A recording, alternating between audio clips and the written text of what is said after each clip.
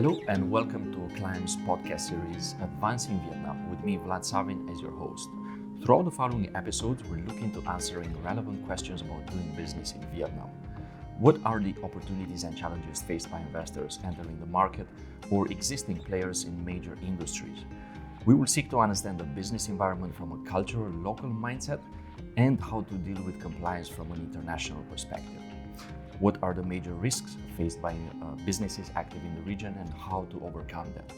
We will dive deep into the compliance environment in Vietnam, discussing processes and procedures, changes in laws, latest official updates from the authorities, and financial governance planning for businesses active in Vietnam.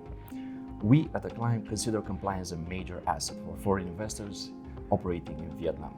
We emphasize this aspect when speaking with our clients, and we make sure they understand the significant benefits of being compliant.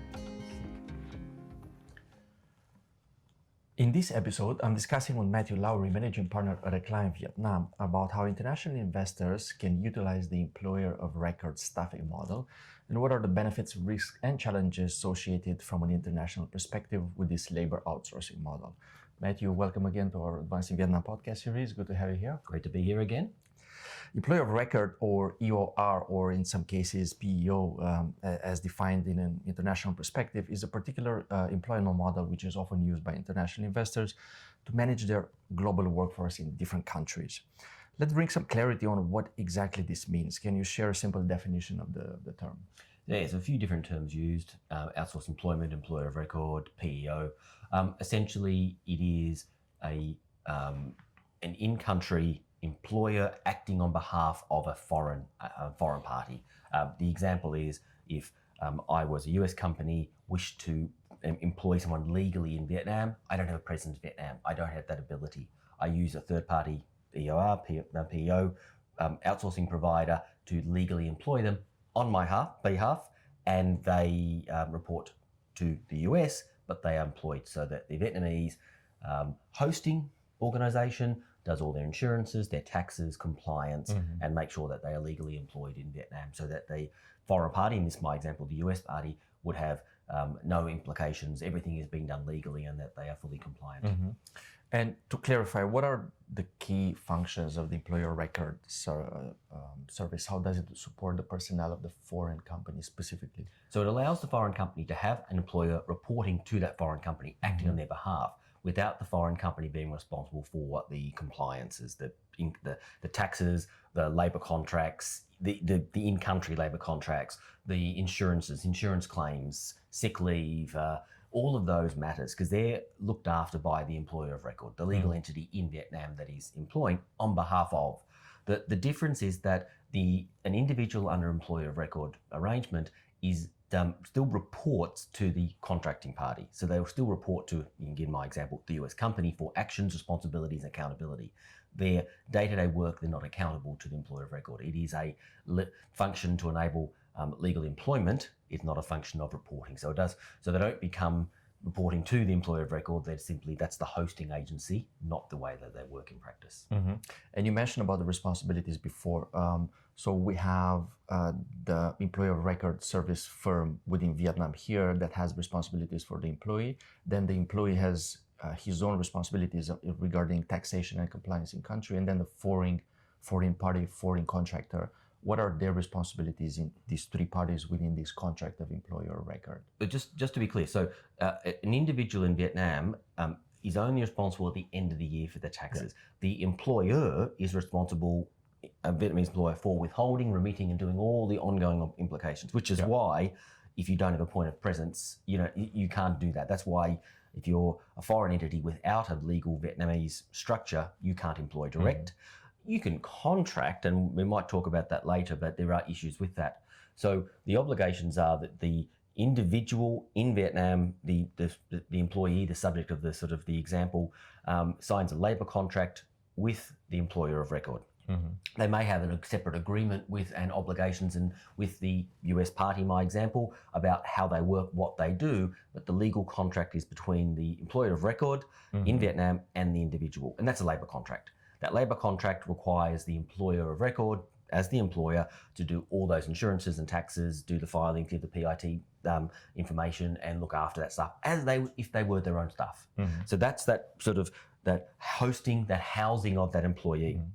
The relationship is still between the employee and the US entity, for the example, as far as what their duties, how they work. But the responsibilities is, there's not a labour responsibility because the legal employer is the employer of record.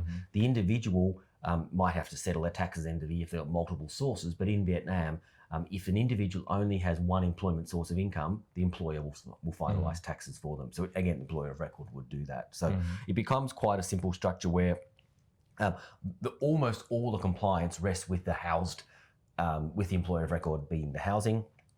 Employee acts as they would be an employee in any Vietnamese organisation, but their relationship is reporting to and working for the foreign organisation that is engaged them for the services. And within this example that you shared, what happens, for example, if the US firm that you mentioned before wants to increase the salary, maybe give a bonus to the employee, or maybe wants to let the employee go because it's not performing? How are those interactions happening then? So the examples of additional payments, adjustments, etc., is just a communication with employer of record. So then the employer, the foreign contracting party pays the employer of record plus a margin as a general rule, and then the employer of record passes that down. So if there's additional amounts, they're communicated to the employer of record, funds are passed down and just goes through the process. It is just like any commercial contract between the foreign party and the employer of record, and that is just documented and passed through. Terminating a staff in Vietnam is no different to any termination. So you've got to be careful. There are some benefits here, but you have to be careful that employment in Vietnam is very employee-centric. Performance alone is generally not enough for dismissal. So just because someone underperforms, that's why you have defined term contracts. And just one of the quirks is, your benefit is, employer of record contracts cannot be more than 1 year. You can roll them, but under the current law, previous laws, they were undefined, but not more than 1 year. So you've got rolling contracts. Right. That gives you that time frame of 1 year to manage the expectations. But the additional one is that you can build in, the labour law allows project-based. So what employer of records generally do is make them linked to a project. So the employee is project-based. If the overseas parties terminates the project or terminates the contract with the employer of record, you've got quite a few ways to link it to that contract. If the project finishes, the employment finishes. So you do have that, but just because of the performance, you have to be a little bit careful about. So you can work it through, but you have to be somewhat careful about that.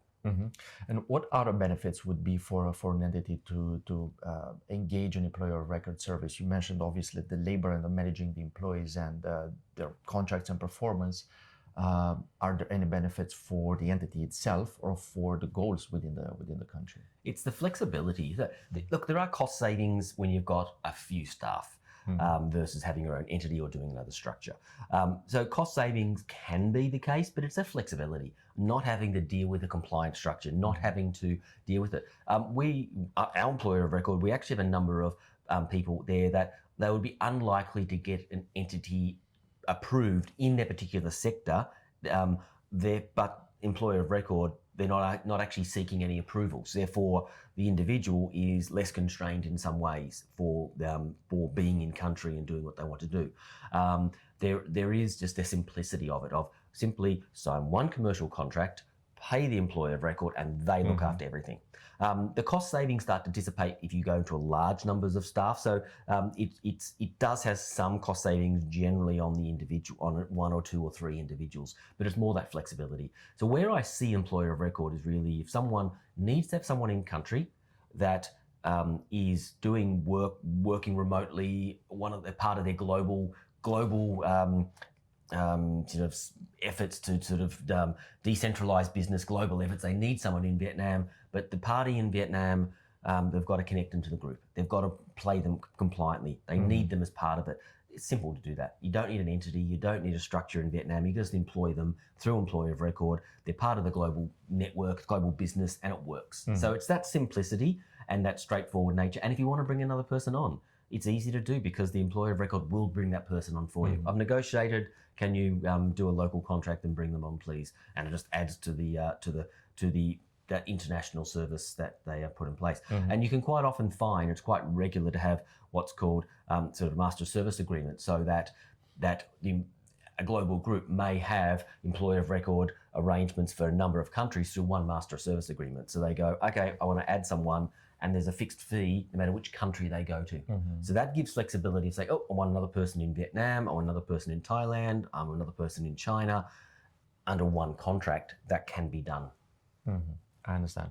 And you mentioned before that employer of record can sort of be used as well as an expansion strategy when it makes sense from the business model. How does that fit with having a permanent establishment model, permanent establishment into Vietnam from international investors, and how employer of record assists with mitigating that? So with the employer of record, you don't have a structure. If you went down the other path of how do I get someone in country, you've sort of got, I say, 4 options. You can start your own company, limited liability company generally to employ. You're restricted on business lines, so some business lines are difficult. You've got the compliance of running an entity, and unless you have a handful of staff or more, the cost benefits of simply having an entity just for hosting purposes, it's difficult to justify an LLC just to host the staff. Completely possible, feasible, but cost benefit unlikely. A large number of staff running business, then that LLC. The representative office can work again, a lower cost structure to operate, lower compliance, same sort of issues, that there is still a compliance cost for 1 staff, 2 staff, and cost benefit, it may not work in your favor. And again, representative office are limited to what they can do, and they have oversight and there's obligations. The third option is just contract from abroad. So if US company, my example, simply paid someone in Vietnam through their personal bank account, that individual would be responsible for their own taxes. They would not have any insurances. They're not protected by labor law, but there's also permanent establishment risks that start coming through. And so those PE risks are a problem. And the fourth one is employer of record. So set up your own company, set up a representative office, pay directly, or legally employ through employer of record.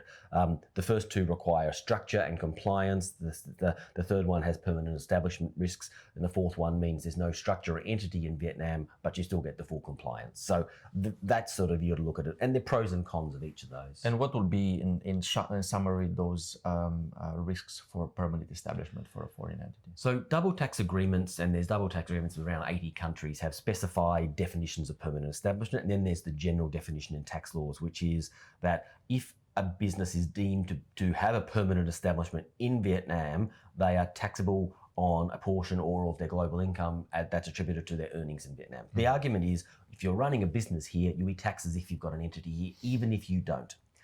The general rule is that if you've got a person, and the different agreements vary this subtly, if you have a person in country for more than 6 months who has authority and is exercising authority, or you have a premises that you are operating from, either of those 2 can, or combinations of, can result in the tax authorities deeming you to be running a business in Vietnam. The worst thing you want is to be deemed to have a permanent establishment when you're not actually didn't intend to, where all of a sudden you've got a portion of your global income taxable in Vietnam with no deductions permitted because you've accidentally tripped the permanent establishment provisions. So it's really important to have a structure that doesn't trip it. So in that earlier model, I said you can contract direct. The advice is normally do not exceed that 6 months. Do it. If you are going to do that, be very careful about it and make sure that you are fully aware of the permanent establishment implications. Because if you trip that 6 months, you may have, by accidentally, tripped over the permanent establishment issues and exposed the company and a global group. And it could be significant exposure. So that's where we see people a little bit cavalier sometimes. I'm just paying someone from abroad. They'll sort their own things out. They may sort their own taxes out, but the group implications are greater than just letting someone sort their own compliance out. Interesting. Let's go back a bit and see when investors are looking at employer of record and they're trying to employ staff for different types of departments, different salaries, different positions, and so on and so forth. Are there any restrictions from a regulatory perspective for them to use any job titles or any departments for this? Yeah, there's 12 defined sectors or business, broad sectors that can use employer of records. In practice, most can fit into those. But you must make sure the titles are acceptable to the authorities. And it's more psychological. It's very much psychological as my business title is not exactly what I do.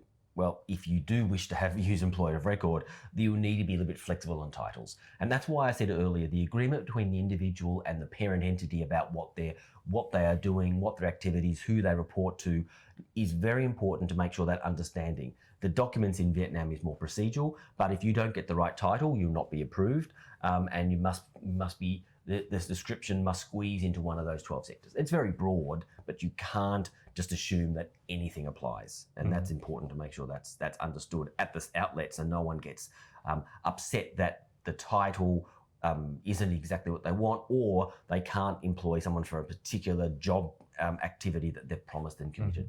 And from a time perspective, you can have a 1-year rolling contract with the staff for a certain number of years, or you need to change it at some time, at some point? The law doesn't specify, so it just says that the maximum term employer record arrangement is 12 months. It doesn't limit the re-signing, it doesn't limit the number of rollover. So that's just that was only introduced in 2020. So that was a change. It was in a previous law, but the law prior to the 2020 law didn't have that limitation. Okay. And let's look at the downsides a bit. One of them, and you mentioned before, is for the international investor, is actually to manage the culture of the company, bring it into Vietnam, and make sure that the employees fit within that mold that they're trying to create internationally. Except this, what other risks or downsides do you see for having an employer record? Yeah, it's good because it's simple and relatively cost effective, particularly for a few staff. It's easy to do because you can sign a contract and someone else looks after it, so you don't have an entity compliance. So that's fine, but the risks are that if the foreign party rents their own space, you can still have PE issues. So having your own space, how they use, be careful of that. You can't have your own office under a PEO in the way that you would if you had your own structure, because you're holding out to people with authority in an office that you rent, PE. So you don't have that flexibility. So it's generally for people who are dispersed or working in co-working spaces. And that, as you say, culture, very hard to get the culture right. You don't have, they don't have a stamp. They can't sign things in country. Their employer is not the party they're accountable to. So there are implications for domestically when someone says, oh, who's your employer? I work for XYZ. Oh, so they've got in-country, oh, they're not actually here. I'm just represent them. I'm employed by someone else. That commercially also can cause confusions. But look, there's not too many downsides other than they're not your employer legally. They are your employee legally. There is that commercial relationship, and how you manage that, how you manage culture, and what you can do. It is a stepping point. So if you want to have 10 staff, 20 staff, 30 staff, it's an interesting discussion about which path to go. And is this the starting point, or do you just bite the bullet? Interesting. And this leads to my next question. So let's look at a case study. And this time let's choose IT firm developing software in Europe. They're looking to expand into Vietnam. They realize that there is potential within the workforce market here. Good salary range compared with Europe, and they're looking to get 20 or 30 staff under employer of record for a few years.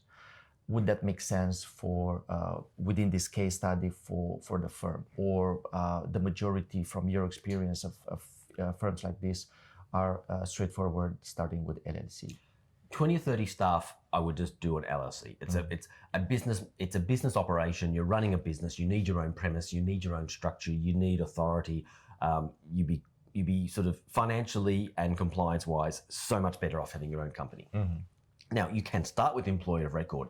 If you don't have a premise, you want someone in country to start looking for staff, to start planning strategy, report back, and you can do employer records. Perfect. So your first key staff, employer of record, buys time to work out where, what, how, start the company process, which should take you 2 months, 6 weeks, 2 months, may take you longer, depending on specifics. Trying to recruit, not having a premises, because to start a company you need a location. So if you work through that, the employer of record's a great starting point. And maybe the companies take a bit longer for corporate reasons to start the entity, and you end up having 3, 4 people. You want to secure them, you want to host them, maybe 5 or 6. you've got that flexibility where you can bring people on. Your corporate structure's not ready, but you can bring people. You're not going, oh, we can't employ you yet, we don't have the structure. That removes that limitation. So it's a great vehicle to get things moving. Once you're moving, then you've got your limited liability company, you can move them all across. And that's part of the standard relationship with employer of record is it's a housing, it's a hosting, but they will move in due course if there's a reason to do so. So it does give a significant flexibility. And it doesn't rely upon, I don't have a structure yet. I have a structure, wait for my structure. And we have that conversations all the time with, I want to bring someone on, but I don't have a structure. Do I pay them offshore? What do I do? Where's my risks? The employer of record, and having that in place just really gives that flexibility. By the time you're at 10 staff, it's from a financial only perspective, it's the calculations just work in favor of the LLC every time, and outsourcing the company structure. But it's not just about money, it's about process, it's about efficiency, it's about having to be able to employ and get things moving. The employer of record wins every time to get that starting point. And there'll be a tipping point where it just makes more sense to go across the LLC. At 30 staff, I'd never do an employer of record unless there was a really specific reason why. Global group employees all across the country doing things, not needing to be together, not needing to be in a single structure. The corporate reasons why they can't have an entity in country, maybe you can justify that, and that could work, but there will be very limited situations where a business that size would suit for an EOR. So it's more of that smaller scale or market entry, or I need a few really senior staff long term, and I don't want those senior staff on the books of the local entity because I want for confidentiality. So we do have a few which have local entities, but the employer of record for confidentiality, seniority, employs a foreign employee, brings them into country, is their sponsor and housing, but they are working with a local company, but they separate them. So they also have privacy that does help privacy, so that no one else in the organisation locally sees that structure and sees what that person's doing and what their responsibilities, salary, etc. And you mentioned, speaking of sponsoring, for bringing foreign individuals to work into Vietnam, obviously you will need visas, you will need work permits. Who is ultimately responsible for that from a procedure perspective? I assume that is employer of record, the legal employer of the staff. So in the eyes of the authorities, the employer record is a legal employer. They are responsible for all compliance with that employee. Labour contracts, registering with the authorities, insurances, taxes, visas, work permits. All of those are responsible. Now, obviously, they're charged back to the party, the benefits from that, the foreign party. But they, again, the simplicity of sign a contract and then someone else looks after that on their behalf, but is fully responsible, is one of the benefits of the employer of record. So yeah, that's the whole work permit, bringing in, understanding what the laws are. And it's one of the, if you go back to the benefits, even if you have your own LLC, having the HR staff who actually understands foreign employees to bring them in. If they're not doing it regularly, the laws are constantly changing. It may be really complicated for them to do so, and using an agent and doing that versus using an EOR to bring it in, house, look after, it can make things simpler. So that it is a model where you may have some people separate to a local company just for simplicity and confidentiality and simplicity, and not going through the hassle of teaching and a small HR team something they don't already know, because it is very complex and constantly changing of how the laws work. Matthew, thank you very much for these wonderful insights on the employer record, and hopefully we can catch up again next month for an interesting topic. Thank you very much, Vlad. Great to talk as always. Employer record may be a valuable tool which investors can use to be present in the market without actually establishing an official permanent establishment or an entity, thus presenting statutory and taxation risks. It can also enable businesses to focus exclusively on value creation, business growth, employee development, instead of dealing with the labor laws and complex regulatory requirements for each market where they are operating. And many thanks to you, our listeners, for tuning into Advancing Vietnam podcast series. For more information about this topic, please check out our publications on vietnam.recline.com. And if you want to reach out to us for any additional details, feel free to contact me on LinkedIn or throughout the website contact details.